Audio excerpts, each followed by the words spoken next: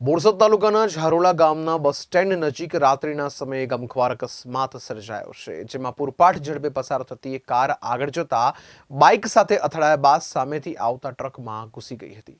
આ અકસ્માતમાં કારમાં સવાર ત્રણેય યુવકોના ઘટના સ્થળે જ કમકમાટી ભર્યા મોત નીપજ્યા છે. બોરસદ ધુવારણ જતા માર્ગ પર ગત મોડી રાત્રિના સુમારે પૂરપાટ ઝડપે જઈ રહેલી બલેનો કારના ચાલકે કાર પરનો કાબુ ગુમાવતા આગળ જતી બાઇકને ટક્કર મારી હતી.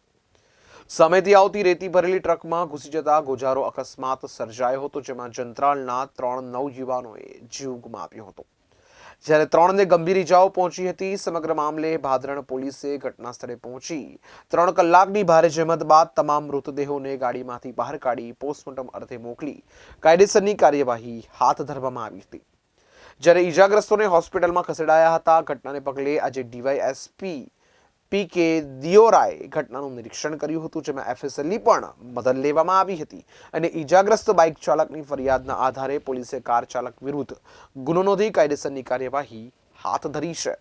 ગઈકાલે રાત્રે ધોવારણથી બોરસદ તરફ જતા હાઈવે પર એક બલેનો કારે રાત્રિના 11 વાગે એક બાઇક સવારને ઠોકર માર્યા પછી કાબુ ગુમાવી સામેથી એક રેતી ભરેલા ટ્રક સાથે વધુ સ્પીડમાં અથડાયેલાનો અકસ્માત બન્યો છે. જંત્રાલ ગામના વતની ત્રણેય અંદર વ્યક્તિઓ હતા, જેની 25 થી 32 વર્ષની ઉંમરના હતા. એટલો બધો અકસ્માત જોરદાર હતો કે કારમાં જ ત્રણેય વ્યક્તિઓના મૃત્યુ થયા હતા. મુશ્કેલથી પોલીસની મદદથી એમને બહાર કાઢવામાં આવ્યા હતા. ટ્રકમાં પણ ખાસું નુકસાન થયું છે.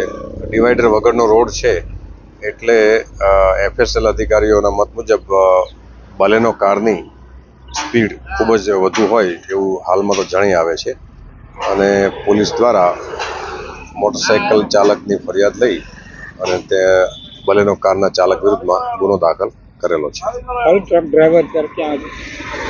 ટ્રક ડ્રાઈવરને સામાન્ય ઈજા થયેલી છે, અને જે ફરિયાદી મોટરસાઇકલ ચાલક હતા, જેમને પ્રથમ ટક્કર વાગેલી, એમને સામાન્ય ઈજા છે અને તમામ આઉટ ઓફ રિસ્ક છે, અને ટ્રકનો ચાલક બી સારવારમાં છે.